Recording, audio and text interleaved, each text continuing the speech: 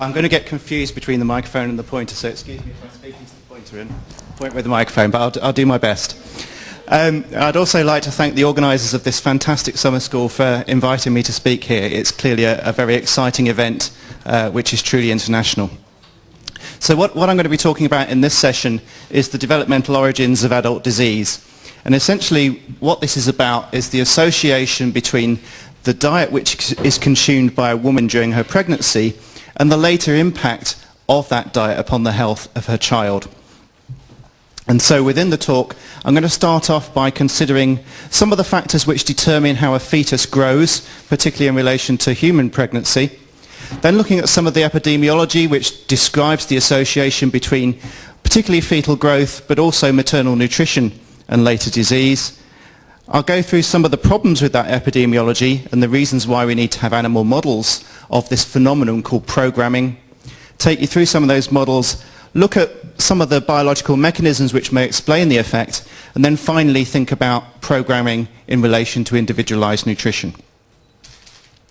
So, what is this phenomenon of early life programming? Well, essentially what I'm talking about here is the process through which a stimulus or a biological insult during early development has a permanent effect upon the physiology and metabolism of the developing organism. So essentially, what I'm going to be talking about is the idea that an adverse maternal environment, so that could be a pregnancy where nutrition is poor, it could be a pregnancy where the mother is undergoing some kind of physiological or even psychological stress, and how that affects the fetus. In a case where a pregnancy is affected by adverse factors, the fetus may be miscarried, it may die, or in order to survive, it may undergo various physiological adaptations which guarantee survival, but the trade-off is that that individual is later in life more likely to develop certain disease states. Now, the first thing to consider is how the fetus grows and develops. Now, all individuals have a genetically determined growth potential, so the progression from the very early embryo through to the full-term infant is largely dependent upon the genetic inheritance of that individual. However, that genetically it's very easy to get this wrong. That genetically determined growth potential is very much modified by a range of other factors which can actually alter the growth of the child which is finally achieved. And those factors may include things like maternal size, so smaller women tend to have smaller babies. And that is a maternal constraint upon the growth of the baby, which makes good sense because if you're a small woman, you don't want to have a large baby because you will have some problems in delivering it, and in evolutionary terms, that could be catastrophic. Maternal nutrition is also an important factor, as are things such as maternal smoking, which will decrease birth weight, exposure to infection, and psychological stresses. And this idea that certain factors can limit the growth of the fetus is a really important principle in considering how maternal nutrition can affect fetal development and what happens beyond. So what I'm talking about really here is the idea that the maternal environment can constrain, can limit the growth of the fetus, and that this goes on to alter the physiology of that fetus and predisposes to disease. Now, the constraint can be described as either symmetrical or asymmetrical. And what we mean by that is that different organs of the body, different parts of the body during pregnancy will be developing at different rates. So some organs are formed very early on during gestation. So the heart and the brain, for example, are very early structures. Others develop quite late on in gestation. So organs such as the kidneys and the lungs, which aren't really necessary for life in utero, they will develop quite late on in gestation. So if adverse environments are encountered only during part of pregnancy, then some organs may be affected and not others. If the exposure to an adverse environment goes throughout pregnancy, then all organs will be developed. And the consequences for growth can manifest in different ways. So a symmetrically constrained baby is likely to be of low birth weight, so is just a smaller baby. Whereas a baby who has been asymmetrically constrained may show the growth restriction in different ways. So it may be a thin baby at birth, it hasn't laid down much body fat, for example, or it may be a baby that has a large head circumference in relation to its body weight, which suggests that its brain has grown normally, but the rest of the body has grown more slowly.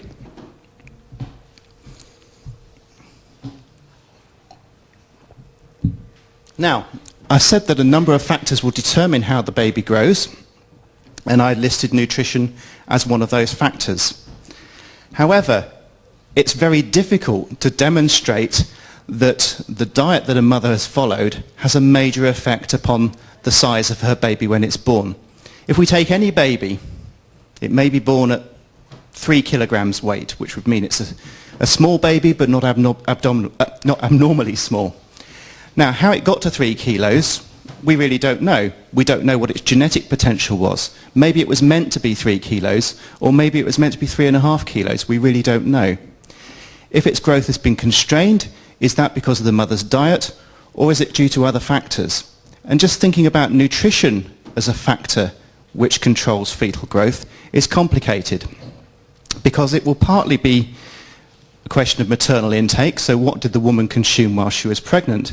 But it would also depend upon her body composition, and clearly women come in all different shapes and sizes, and they will have different reserves of fat, protein, micronutrients which are available to support fetal growth. It also depends upon maternal activity. So in the West, in developed countries, women are often less active during pregnancy.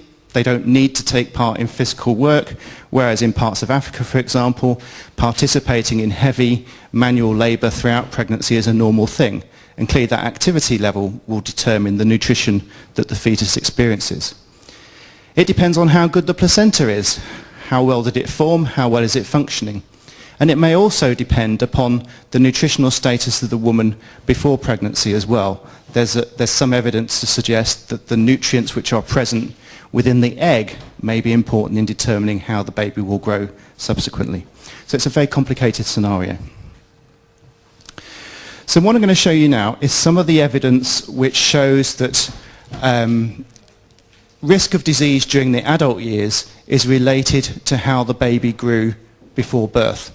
And we're very lucky to be able to have such evidence. Professor David Barker, who was at the University of Southampton at the time when I first became engaged in this work, was lucky to find some historical records which were kept by this lady. She was a midwife in Hertfordshire, which is a county in the United Kingdom, at the beginning of the 20th century. And she was one of the first people to keep records of what babies weighed when they were born. And those records were preserved. And what David Barker did as a remarkable study was to follow up these individuals who were born early in the 20th century when they were aged 60 to 70. And what Barker showed was that there is a relationship between an individual's weight at birth and their risk of most of the common non-communicable diseases we see in Western society, so coronary heart disease, diabetes, hypertension. So this graph shows standardized mortality ratios for coronary heart disease, so essentially risk of death from heart disease, in relation to individuals' weight at birth. This is in pounds, not kilograms, but as you can see, those individuals who were born smaller, so less than 5.5 pounds, for example, were twice as likely to die from coronary heart disease in their 60s as those who were larger. So if we compare the 5.5 pound baby with a 9 pound baby, you can see there's a doubling of difference. And this is an observation which is very robust. And Barker carried out a number of studies on other similar cohorts from all over the world, and the result was always the same. Individuals who were born small were more likely to die from heart disease and were more likely to have high blood pressure. This is another example which relates to diabetes. This is data from a systematic review and meta-analysis carried out by Wincup, which looked at over 60 studies which looked at the relationship between individuals' birth weight and risk of type 2 diabetes as an adult. And the key statistics are shown here. The main thing to note is the one at the bottom. I guess that's the most heavily adjusted factor. This shows that for every kilogram higher birth weight, the risk of type 2 diabetes decreased by 23%. So essentially, being a kilogram smaller will increase your risk by almost a quarter. Okay? So there is a very clear, robust relationship between birth weight and type 2 diabetes. Now, it's not just birth weight which provides an indicator or predictor of the risk of disease in later life. If you remember, I said that the growth of the baby can be constrained in other ways. And ponderal index is a marker of fatness in babies. So it's the baby equivalent of body mass index. So it's the weight of the baby divided by the length cubed. And there's quite a lot of data which shows being a thin baby is predictive of type 2 diabetes later in life. And that's what's shown in this graph here. What's plotted is insulin resistance in 50-year-old men according to their ponderal index at birth and also according to their current body weight status. So regardless of whether these adults are obese, overweight or of normal weight, there's a clear relationship between ponderal index and insulin resistance. So those individuals who are thinner at birth have a higher level of insulin resistance than those who are fatter at birth. And there's an interaction between the early environment and the later environment because the worst insulin resistance is seen in the men who are thin as babies and who are obese as adults. So that's the worst scenario, is to be thin at birth, fat as an adult. Which leads me to the next point, which is the issue of catch-up growth. So generally speaking, if a baby is born smaller than its genetic potential was, so if its growth was constrained before birth, it will have catch-up growth during childhood. So it will regain its genetic potential. And there's good evidence to show that this catch-up growth is a predictor of later disease. And it's perhaps best illustrated by the second graph on here. This is work by Johan Eriksson's group in Helsinki, and they have a very large cohort of men and women who were born in the 1930s. And what they've been able to show is that there are clear characteristics of the individuals who go on to develop heart disease. So what we see here are growth curves for women who developed heart disease in their 50s and 60s. And what you can see is that these women, when they were born, tended to have lower height and weight than normal. These are Z scores for height, weight and BMI. And they remained small throughout their early childhood, but then they gained weight very, very quickly from around the age of 5 through to the age of 11. So essentially, the women who developed heart disease started off smaller, started off thinner, but they gained weight very rapidly pre-adolescence. And so that seems to be the main risk factor for heart disease, being born small, followed by catch-up growth. Now, so far, all I've shown you is evidence which links infant weight, infant thinness, to risk of disease in later life. These are very poor markers, really, of nutritional status during pregnancy. And there are actually very few studies which show a direct relationship between maternal food intake and risk of disease. And the reason for this is simply the span of time that's required. You need a study that lasts 70 years, really, to be able to see a relationship between diet during human pregnancy and diseases such as heart disease. The data we do have depends upon some unusual situations, and the most commonly reported one is the Dutch hunger winter of 1944 to 45. And this was an event towards the end of the Second World War where the Nazis blockaded food supplies to the western part of Holland. And that resulted in a severe famine where typically the adult population was consuming a diet containing only about 600 calories. So a major reduction in food intake. So this is actually a typical daily ration, a couple of pieces of bread, some potatoes, and the newspaper is actually consumed as well. That's why it's in the picture, because it was used to thicken soup. That's how poor times were.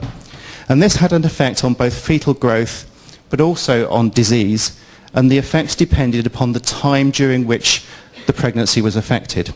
This famine lasted only 6 months, and so some women were caught at the beginning of pregnancy, some were caught towards the end, and some were also affected during the middle period.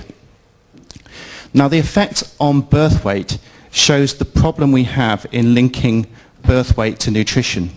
So what we have here is birth weight in kilograms. This is typical birth weight before the famine, and this is after the famine. You can see it's very similar. And these are babies whose mothers were in pregnancy in late gestation, mid-gestation, or early gestation. And as we might expect, those who were subject to famine in later gestation, their babies are smaller. But where women were caught in early gestation, their babies actually were larger when they were born. So there seems to be some adaptation later on in the pregnancy. There are lots of follow-up studies of these individuals now, and this is just one example. This shows the percentage prevalence of coronary heart disease among the population of babies who were born at this time. And so the clear finding here is that infants who were caught in early gestation have a much higher prevalence of coronary heart disease than those who were born before or after the famine. So we can see a doubling, even trebling, of heart disease prevalence in individuals caught during early gestation. And there are similar results available relating the Dutch famine to risk of diabetes as well. So that's a direct demonstration of an association between maternal nutrition and later disease risk. So if we put all this epidemiological evidence together, we seem to have a situation where we can say that diet is a product of lifetime exposure to risk factors. So we already know that the factors which push us in the direction of disease include carrying certain susceptibility genes, such as the first speaker was talking about. It can be about having a high-risk adult lifestyle, consuming an unhealthy diet, being obese, and just getting older pushes us in the direction of diseases as well. But this evidence I've been presenting also suggests that being exposed to poor nutrition in utero is also a factor which predisposes to disease. And pushing back the other way, we have protective genes following a low-risk adult lifestyle and having exposure to optimal nutrition during our fetal development. So to summarize the evidence I've just presented, we now know that from the epidemiological studies that a number of diseases seem to be related to factors experienced during early life, and coronary heart disease, hypertension, diabetes, the metabolic syndrome, allergic asthma, and osteoporosis may all be potentially programmed by nutrition during pregnancy. And I've only mentioned so far effects of undernutrition, but it's also clear that many of these disease states also seem to be associated with exposure to overnutrition. So we see very similar patterns of disease in the offspring of obese women. Excuse me. So what I'm going to do now is extend this discussion to consider some of the experimental evidence that we have rather than epidemiology. And this is necessary for a number of reasons. Many people point out some problems with the epidemiological evidence, and the main one is that all of this data comes from historical cohorts which were not planned for the purpose to which they're now being put. They're just opportunistic studies where birth records are available. And these studies typically don't have robust exposure data, so we don't know about the nutrition of the mothers. Even with the Dutch hunger winter study, we know there was lots of variation in nutrition, and because of black market food sources, some women weren't really affected by the famine at all. So we tend to rely on indirect measures such as birth weight. We can't carry out any invasive follow-up of these individuals, and there are so many confounding factors over the 60, 70 years between birth and disease that it's impossible to control for them all. And there's also a lot of publication bias in the area as well. So we need animal models. There are literally hundreds of studies now which show relationships between early life nutrition and disease markers in animals. And the range of species is diverse, so there are studies of rats, mice, guinea pigs, sheep, even non-human primates now. And the range of nutritional challenges is also wide. So some studies restrict the micronutrients available to the pregnant animal during pregnancy. Some just restrict global food intake. Others have focused on macronutrients, whether in excess or when limited, and there are also studies of maternal obesity. Although the range of models is very diverse, the outcomes tend to be pretty similar across all of those different studies, and I'll show you some of the evidence in the next few slides. So first of all, considering the effect of global undernutrition. So this is simply where the food intake of the pregnant animal is reduced relative to what it would be normally.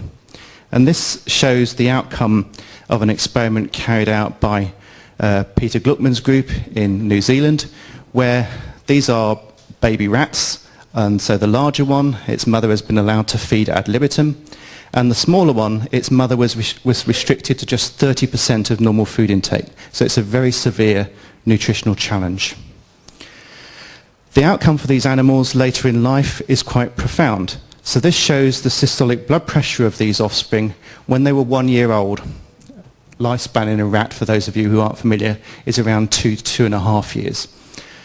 And as you can see, if we compare the ad libitum fed animals with the undernourished animals, there's a big difference in blood pressure. So those who were undernourished during fetal development have a blood pressure which is around 25 millimeters of mercury higher than the controls. And you can increase that effect by feeding the adults a hypercaloric diet. So the hypercaloric diet itself increases blood pressure, but it increases it much more in those animals that were undernourished during fetal development. So a very nice demonstration in animals that undernutrition can affect blood pressure. Similarly, this is some work from my laboratory where we've been studying the effects of protein restriction during rat pregnancy. And this is quite a mild intervention, whereas the previous slide showed really a non-physiological experiment reducing food intake by 70%. These animals are on a level of protein which is only slightly below their requirement for pregnancy. But you can see that the offspring of these animals develop high systolic blood pressure from as early as 4 weeks of age. So as the animals are weaned from their mothers, they already have high blood pressure, and that persists throughout their life. So protein restriction is also able to program high blood pressure in the offspring. The same model is also able to program atherosclerosis, a more direct indicator of coronary heart disease risk. Now this is one of the problems of working with rodents, because whereas the rabbit develops atherosclerosis very readily, rats and mice don't, and so it's necessary to use genetically modified strains to achieve this. So we used a ApoE3 laden mouse which carries an abnormal human gene which makes it susceptible to atherosclerosis when fed an atherogenic diet. And what we found was that in mice where the mother had been fed a low-protein diet, when the offspring were fed the atherogenic diet, the degree of atherosclerosis developed was 2 to 3 times greater than in animals whose mothers were fed a control diet. So just simply varying the diet experienced during pregnancy has a huge impact upon the risk of atherosclerosis in the offspring. Again, a blood pressure study. This just simply shows that iron deficiency in the mothers also programs high blood pressure. So if we compare control animals and animals whose mothers were iron deficient, we can see again that blood pressure is raised from a very early age postnatally. So essentially all of the studies which have been considering restriction of the maternal diet in some way during pregnancy all show the same thing. You get cardiovascular risk factors at a higher level in adult offspring. You also see the same thing in relation to diabetes, but I won't show you more slides on that. But essentially, animals whose mothers were undernourished during pregnancy become insulin resistant, particularly as they get older. Now, all of those studies were studies of undernutrition. Clearly, with the way human diets are today, it's very important to see what the effects of overfeeding are as well. And there are fewer studies which have been published on that area.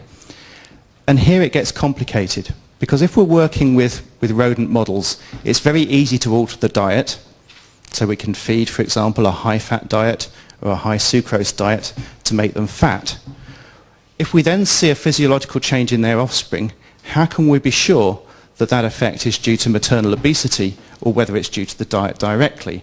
And if we're feeding a high-fat diet, for example, it could be a low-protein diet too. And we already know that low protein can program cardiovascular outcomes.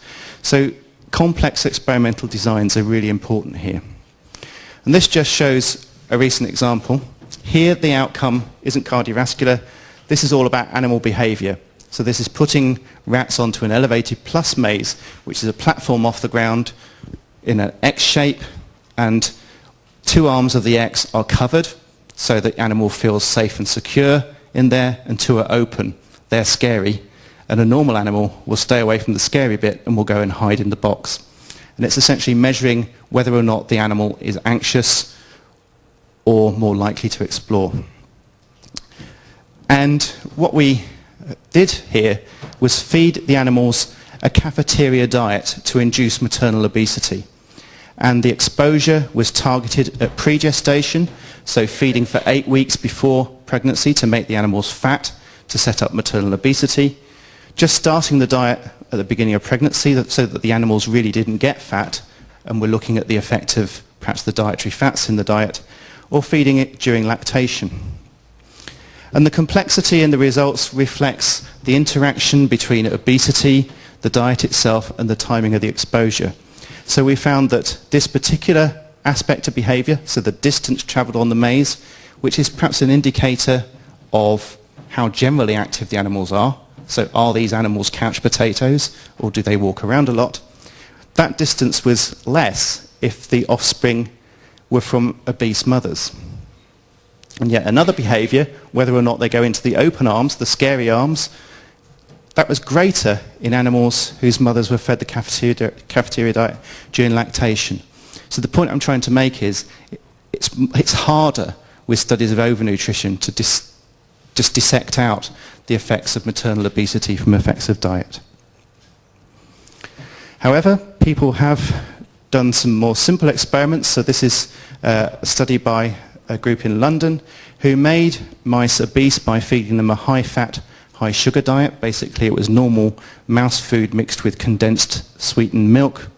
And this made the mothers fatter. You can see here relative obesity in the animal fed the obesogenic diet. And then their offspring were followed when they were a year old. And what we have here are blood pressure traces for males and females. And the black circles show the offspring of the obese mothers, and the white circles are the offspring of the lean mothers. And you can see, a year on, offspring born to these fatter mice had higher blood pressure. So rather like the undernutrition studies, obesity in animals during pregnancy seems to program cardiovascular risk in their offspring. So that's a whole range of evidence from humans and from animals. What I want to do quite quickly is talk about what's the mechanism which links the two together. How does maternal nutrition or the maternal nutritional environment have such an important long-term effect on the offspring? Well, I'm sorry to say that after 15 years of research, we don't know exactly, but there are lots of ideas around. And one of the most widely accepted ones at the moment is that the adaptations made during fetal development result in remodeling of tissues. So essentially, being exposed to these adverse environments changes the way in which organs develop so that they may have a different cell number, they may have different cell size, they may have just different cell types. And clearly, as most organs, once they're fully developed, cannot change their composition, that will affect the way in which those organs function. So altered structures result in altered function. There are lots of organs where animal studies have shown that this remodeling of tissue occurs in response to changes in maternal nutrition. And the simplest one to talk about is the kidney. Now, when we're thinking about renal function, the key functional unit is the nephron. That's where filtration of the blood takes place, and the number of nephrons that a kidney possesses will determine how long it functions normally for. Now, in humans, the number of nephrons that you have at birth ranges from 300,000 to around 1 million per kidney. So there's tremendous variability in the human population. And the evidence seems to suggest that maternal nutrition is one of the factors which determines how many nephrons you're born with and therefore have to make do with for the rest of your life. So this is some data from rats. So whether we're looking at the effect of protein restriction during pregnancy or iron deficiency during pregnancy, there's a clear effect on nephron number in the offspring. So just feeding a diet which is slightly lower in protein during pregnancy can reduce nephron number in the offspring by around 1/3. And there's no way in which that nephron deficit can be made up later in life. So that's a good, clear example of tissue remodeling. But how does tissue remodeling occur? What is it about maternal dietary stress which results in an organ developing a different profile of cells, whether it's number, type, or size? And that's really where our knowledge is poor. We think that it's all about factors which will determine the proliferation and apoptosis of the early cell types within the developing organ, or what kinds of cells they differentiate into. We think that this changes in proliferation or differentiation are brought about by the way in which diet alters gene expression, how it might affect endocrine exposures during development, or could simply be the range of nutrients which are available to support growth and cell division. One idea that's been suggested is that there's a role for various hormones and whether or not they're able to access the fetus from the maternal circulation. And in particular, there's interest in the role of glucocorticoids.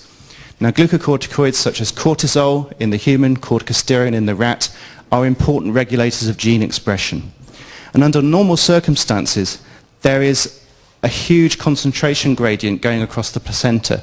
So concentrations of glucocorticoids in the maternal circulation are around 1,000 times higher than in the fetus. And that's because there's a barrier in the placenta which stops the passage of these hormones across the placenta. So there's an enzyme in placenta called 11-beta-hydroxysteroid dehydrogenase, which converts active glucocorticoids into inactive forms. And that establishes this hormone concentration gradient.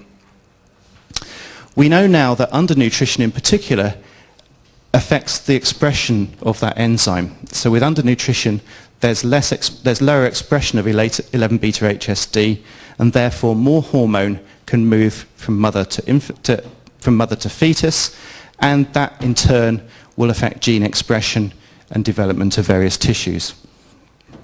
And we've shown, for example, that in the absence of corticosterone, the offspring of rats fed a low-protein diet don't develop high blood pressure. So the programming effect of the dietary change is entirely dependent upon the presence of active glucocorticoid. So what we have here are control animals, low-protein exposed animals, and you can see the difference in blood pressure. And these are low-protein exposed animals whose mothers were pharmacologically treated to block corticosteroid synthesis. And you can see the blood pressure effect is lost. So that's one hypothesis, is that nutrition determines which hormones move from mother to fetus, and therefore that will change patterns of gene expression. I'll skip that one. The other idea, which is very popular at the moment, is the idea that maternal nutrition determines the epigenome. And so essentially that maternal nutrition can alter the tagging of DNA, whether or not that's methylation of the DNA strand itself, or the modifications to histones, so the methylation and acetylation of histone proteins, and therefore the extent to which that genome can be expressed. There's good evidence now that around 4% of the fetal genome may respond to maternal undernutrition. So we know that nutrition can modify these epigenetic marks, but we still don't know really which genes are likely to be regulated in this way and may play a role in programming. The reasons why maternal diet might impact upon the epigenome are complex. It could simply be the supply of methyl donors in the diet, so the level of folic acid or choline or vitamin B12 may be important. Or it could be because nutrition regulates the enzymes which maintain the epigenome. So the DNA methyltransferases, for example, may be sensitive to maternal diet.